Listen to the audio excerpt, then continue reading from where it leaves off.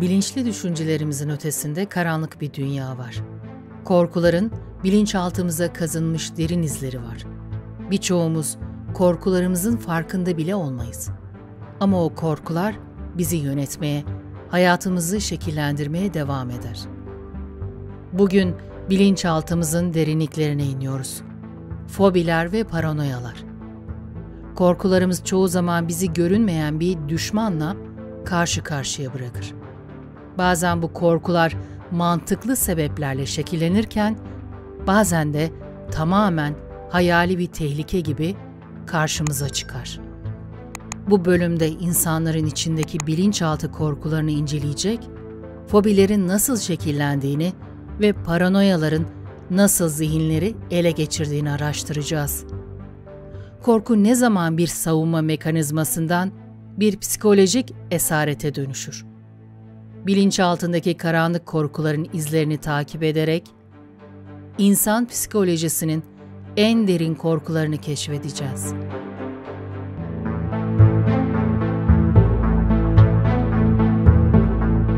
Korku hayatta kalmamızı sağlar. Ama ya hayatta kalmak için duyduğumuz korkular yaşamamızı engelliyorsa? Görünürde bir tehlike yoktur. Ama kalp çarpar, avuçlar terler, zihin kaçmak ister. İşte fobiler ve paranoyalar burada başlar. Bilinçaltımız geçmişten gelen izlerle doludur. Ve bazen bu izler bir gölge gibi bugünkü hayatımızın üzerine çöker. Birçok insan yükseklikten, karanlıktan ya da kapalı alanlardan korkar. Ama bazıları için bu korkular bir uçurum gibidir. Kaçamayacakları, mantıklı açıklayamayacakları. Ama tüm gerçekliğiyle hissettikleri bir uçurum. Bilimsel olarak fobiler beynin tehlikeyi algılayan merkezi olan amigdala ile ilgilidir. Beyin, geçmişte yaşanan olumsuz deneyimleri bir daha olmasın diyerek arşivler. Ancak bu arşiv bazen zihnin gardiyanına dönüşür. Ve o gardiyan, tehdit olmayan şeyleri bile düşman gibi gösterebilir. İnsan psikolojisinin karanlık yüzü, şimdi size bu gardiyanla yüzleşmeye çağırıyor. Bilinçaltı korkular bir anda ortaya çıkmaz. Genellikle bir tetikleyiciyle başlar. Bir köpeğin saldırısı, bir kalabalığın ortasında hissedilen boğulma ya da çocukken karanlık bir odada geçirilen yalnız bir gece. Zihin bu deneyimi bir hayatta kalma işareti olarak kodlar. Yani karanlık eşittir tehlike, kalabalık eşittir tehdit. Bu basit denklem bilinçaltına gömülür ve her benzer durumda tekrar aktive olur. Örneğin bir çocuk asansörde mahsur kaldığında korkmuş olabilir. Yıllar sonra bu çocuk kapalı alanlara girmemeye başlar. Bilinçaltı onu korumaya çalışıyordur. Ama aslında zihin kontrolü ele geçirmiştir. Ve işte burada fobiler başlar. Klostrofobi, kapalı alan korkusu. Agorafobi, açık alan veya kaçmanın zor olduğu yerlerde bulunma korkusu. Sosyal fobi, uçuş fobisi, örümcek korkusu gibi birçok fobi türü bu mekanizma üzerinden çalışır. Paranoyalar ise bir adım daha ileri gider. Fobilerde kişi bir nesneye ya da duruma karşı korku hissederken, paranoyada kişi sürekli gözetlendiğini, zarar göreceğini ya da aldatıldığını düşünür. Bir örnek verelim. Bir kişi çevresindeki insanların sürekli onun hakkında konuştuğuna, plan yaptığına ya da ona zarar vermeye çalıştığına inandığında bu bir paranoyadır. Bu düşünce zamanla takıntıya, sonra gerçeklikten kopuşa neden olabilir. Ve en tehlikelisi, bu korkuların çoğu mantıkla ikna edilemez. Çünkü onların yuvası mantığın değil, bilinçaltının karanlık derinliklerindedir. Bilinçaltı korkuları sadece zihinsel değil, bedensel olarak da kendini gösterir. Hızlı nefes alma, terleme, kas gerilmesi, panik ataklar. Beyin sahte bir tehdit algılasa bile beden gerçek bir savaş yaşıyormuş gibi tepki verir. Dünya Sağlık Örgütü'ne göre her 5 kişiden biri hayatı boyunca bir fobi yaşamıştır. Ve bu kişilerin %60'ı bu korkular nedeniyle sosyal yaşamdan, iş hayatından ve hatta sevdiklerinden uzaklaşıyordur. Paranoya özellikle kronik hale geldiğinde bireyleri toplumdan izole eder. Güvensizlik, ilişki kuramama, saldırganlık ve psikoz gibi daha derin rahatsızlıklar gelişebilir. İnsan zihni hayatta kalmak için evrilmiştir. Ama insan psikolojisinin karanlık yüzü, bu evrimin bazen nasıl bir tuzağa dönüşebileceğini gözler önüne seriyor. Korku fobiye, fobi kaçışa, kaçışsa yalnızlığa dönüşebilir.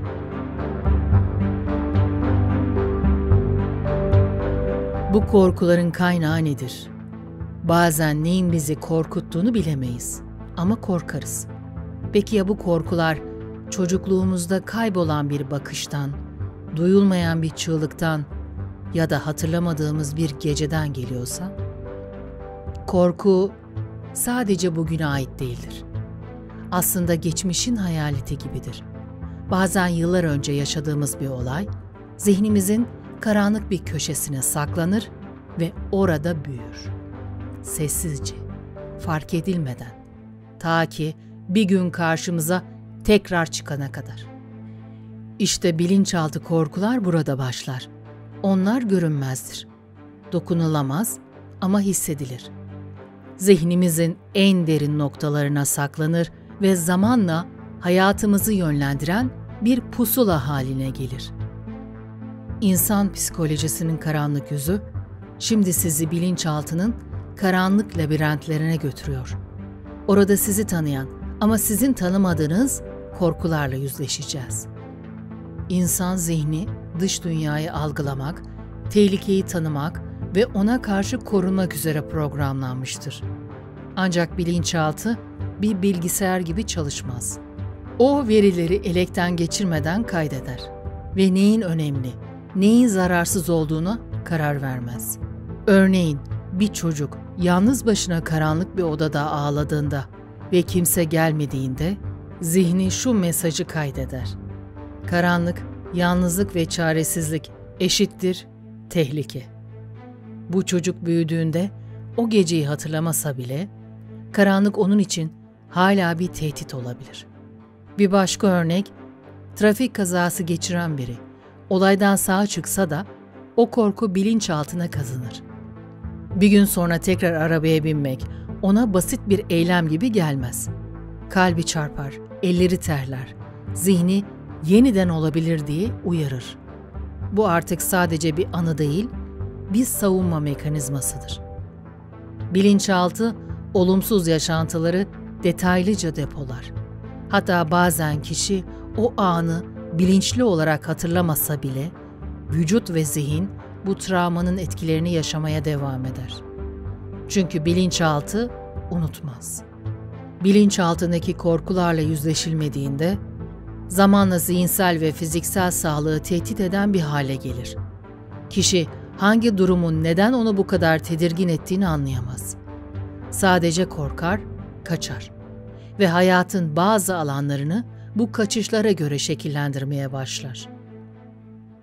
Karanlıkta yalnız kalmaktan korkan biri geceleri dışarı çıkmaz. Kaza geçiren biri araba kullanmaz. Terk edilmekten korkan biri ilişki kurmaktan kaçar. Ve bu örnekler büyüyerek kişinin sosyal hayatını, kariyerini, ilişkilerini ve özgüvenini ciddi şekilde etkiler. İstatistikler, kaynağı bilinçaltına dayanan korkuların anksiyete ve depresyon gibi ruhsal rahatsızlıklarla yakından ilişkili olduğunu gösteriyor. Dünya çapında milyonlarca insan hayatını bu görünmez zincirlerle yaşıyor. İnsan psikolojisinin karanlık yüzü bize şunu hatırlatıyor. Korkular sadece bugünden değil, geçmişin gölgelerinden beslenir. Ve o gölgeleri tanımadan ışığa çıkmak mümkün değildir.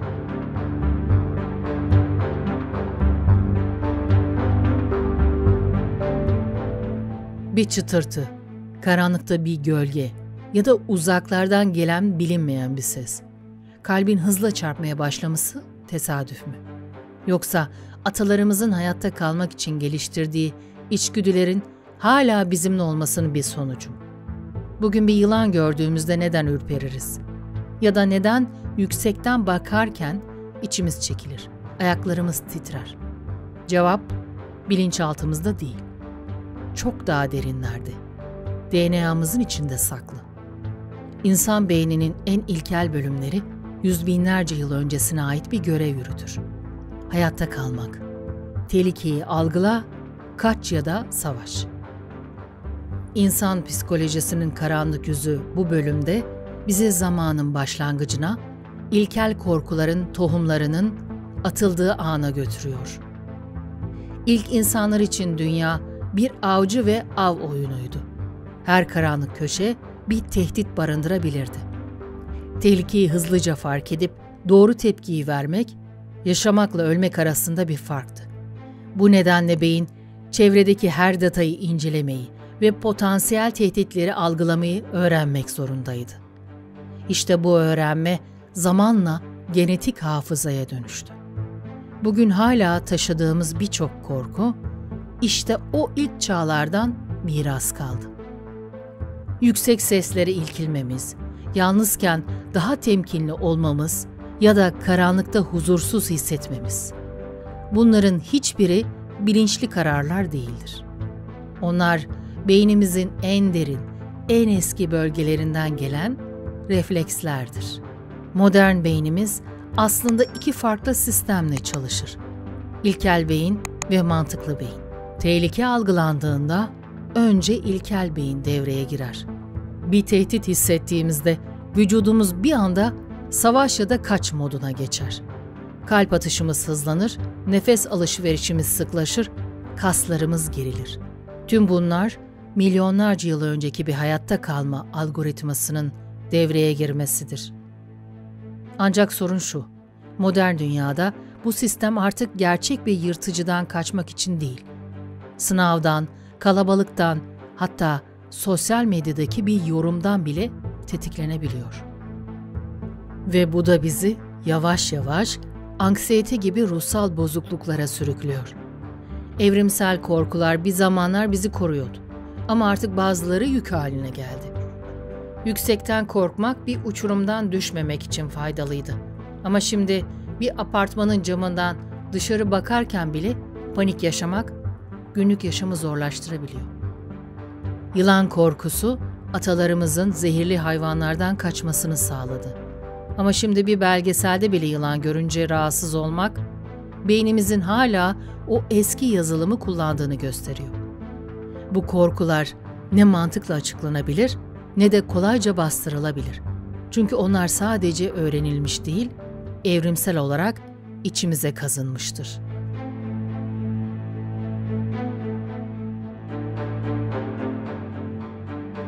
Travmalar sadece yaşandığı anda etkili olmaz. Asıl gücünü zihin üzerinde bıraktığı görünmez izlerle gösterir. Bilinçaltı bu izleri birer uyarı sinyali olarak saklar. Tehlike geçtiğinde bile bu sinyaller her an yeniden devreye girebilir. İşte tam da bu noktada fobiler doğar.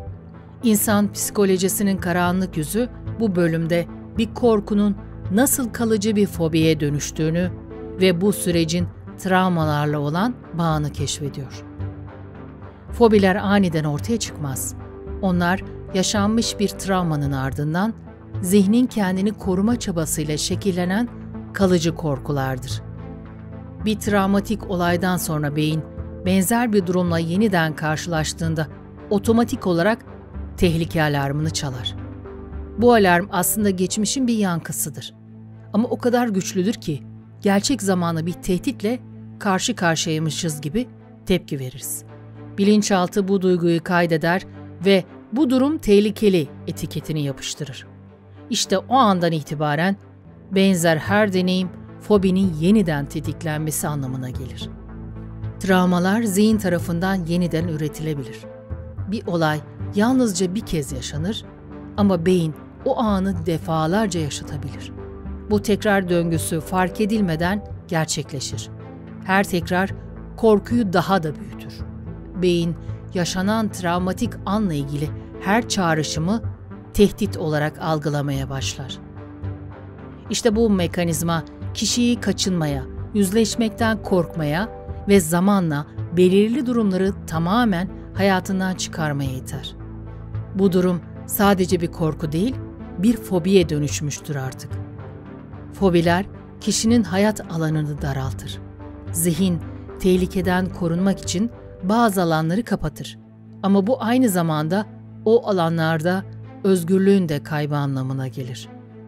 Kişi, fobinin nesnesiyle ya da ortamı ile karşılaştığında yoğun fiziksel tepkiler verebilir. Terleme, kalp çarpıntısı, panik atak. Ve bu tepkiler tekrarlandıkça beyin bu döngüyü pekiştirir.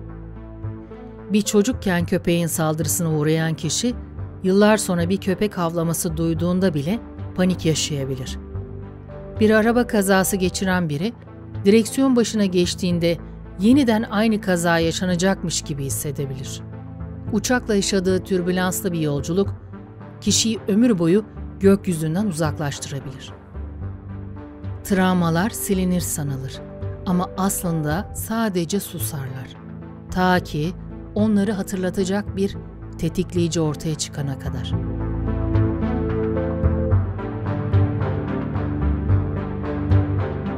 Soru şu: korku ekranlardan içimize sızar mı?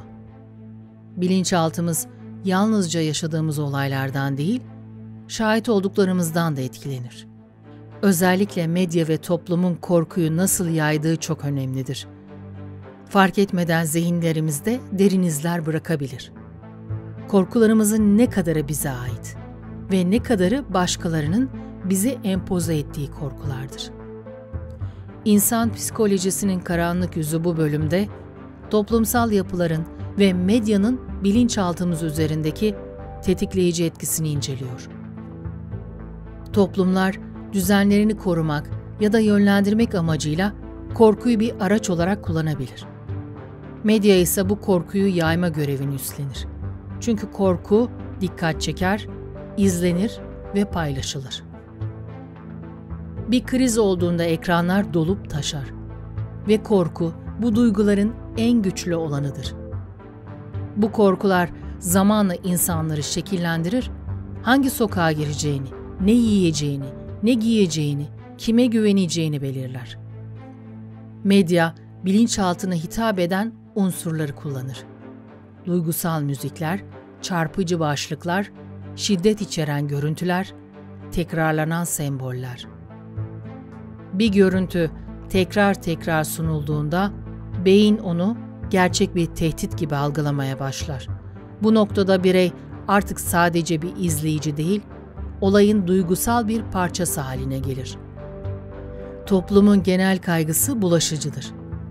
Kalabalıklar ne kadar korkuyorsa, birey de o kadar endişe duymaya başlar. Medya ve toplum kaynaklı korkular, kişide sürekli bir tehdit algısı yaratır. 11 Eylül saldırılarının ardından dünya çapında uçak korkusu hızla yayıldı. Pandemi sürecinde sürekli gösterilen ölüm sayıları, insanların sosyal fobi geliştirmesine yol açtı. Kadına şiddet haberlerinin yoğun paylaşımı, birçok kadının yalnız yürümekten korkmasına neden oldu. Toplumsal olaylar ve protestolar bazı bireylerde dışarı çıkma korkusuna dönüştü.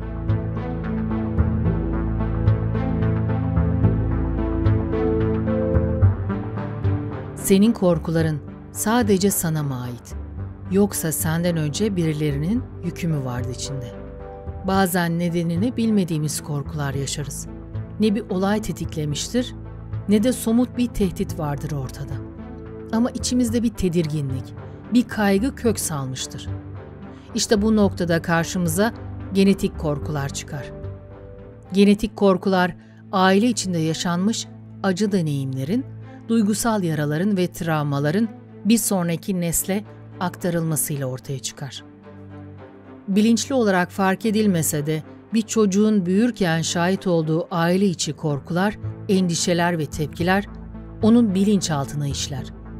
ve bu korkular zamanla onun da yaşamını yönlendirmeye başlar. Aile fertlerinin yaşadığı ağır olaylar, savaş, yoksulluk, şiddet, kayıp gibi travmalar çocuklara sadece sözle değil, duygusal atmosferle de geçer. Bu duygusal aktarım tıpkı genetik bir miras gibi işlev görür. Çocuk bu korkuları kendi başına yaşamamış olsa bile anne babasının kaygılarını ve duygusal tepkilerini model alır. Ve böylece travmalar bir sonraki nesilde kendi şekliyle yeniden canlanır. Ailesinde geçmişte büyük ekonomik krizler yaşamış bir kişi, bugünün bolluğunda bile maddi kaygıdan kurtulamaz. Çocukken ailesinde sürekli şiddete tanıklık eden biri, yetişkinliğinde güvenli bir ilişkide bile terk edilme veya zarar görme korkusu taşır. Göç, savaş ya da büyük kayıplar yaşamış bir aileden gelen biri, görünürde huzurlu bir hayat sürse de sürekli tehlike altında hissetme eğilimindedir. Bu örnekler gösteriyor ki, bazen kendi hayatımızda hiç yaşamamış olsak bile bir korkuyu iyiliklerimize kadar hissedebiliriz. Çünkü bu korkular aile hafızasında sessizce taşınır. Genetik korkular kader değildir. Ama fark edilmediklerinde hayatımızı farkında olmadan şekillendirirler. Bu korkuların kökenine inmek yalnızca kendi psikolojimizi değil, aile geçmişimizi de anlamayı gerektirir.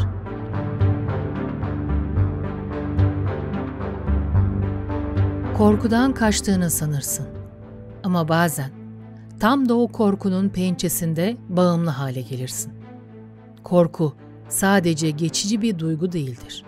Zihni sarar, bedeni kontrol eder ve kimi zaman bağımlılığa dönüşen davranışları yönlendirir. Bu bölümde korkunun içsel kaçış mekanizmalarıyla nasıl bağımlılık yarattığını inceliyoruz. İnsan korku ve kaygı hissettiğinde kendini güvende hissetmek ister. Bu duygusal çöküş anlarında bireyler geçici rahatlama, anlık mutluluk, duygusal uyuşma arayışına girer. Ve bu arayış zamanla psikolojik bağımlılıklara kapı aralar. Korku kaçılmak istenen bir duyguyken kişiyi zararlı alışkanlıkların bağımlısı haline getirir. Korkuyla başa çıkma sürecinde kişi genellikle bilinçsizce davranır. Bu davranışlar tekrarlandıkça zihinsel bir döngü oluşur. Korku ve kaygı hissi, geçici rahatlama arayışı ki bunlar alkol, sigara, yemek, sosyal medya gibi, kısa süreli tatmin, korkunun geri dönmesi, daha yoğun başvuru ve bağımlılığa giden yol. Bu döngü zihinde bir savunma mekanizması gibi çalışır. Ancak zamanla kişi bu alışkanlıkları kontrol edemez hale gelir. Bağımlılık bir sonuç değil, bir tepkidir ve çoğu zaman bu tepkinin kökeninde korku yatar. Kişi bağımlı olduğu madde ya da davranış olmadan kendisini eksik hisseder. Sosyal, psikolojik ve fiziksel yıkım başlar. Özgürlük yerini esarete bırakır. Ve ironik bir şekilde bağımlılık ilk başta kaçmaya çalıştığımız korkuyu daha da büyütür. Sosyal kaygı yaşayan biri, kalabalık ortamlarda rahatlamak için alkol kullanmaya başlar. Zamanla bu davranış alışkanlığa, ardından bağımlılığa dönüşür. Travmatik geçmişe sahip bir birey, duygularını bastırmak için aşırı yemek yer. Bu durum hem fiziksel hem de duygusal sorunlar yaratır. Yoğun stres yaşayan biri, saatlerce sosyal medyada gezinerek gerçeklikten kaçmaya çalışır. Zihinsel yorgunluk ve dikkat dağınıklığı gelişir. Bağımlılık, korkuya verilen yanlış bir cevaptır muhakkak.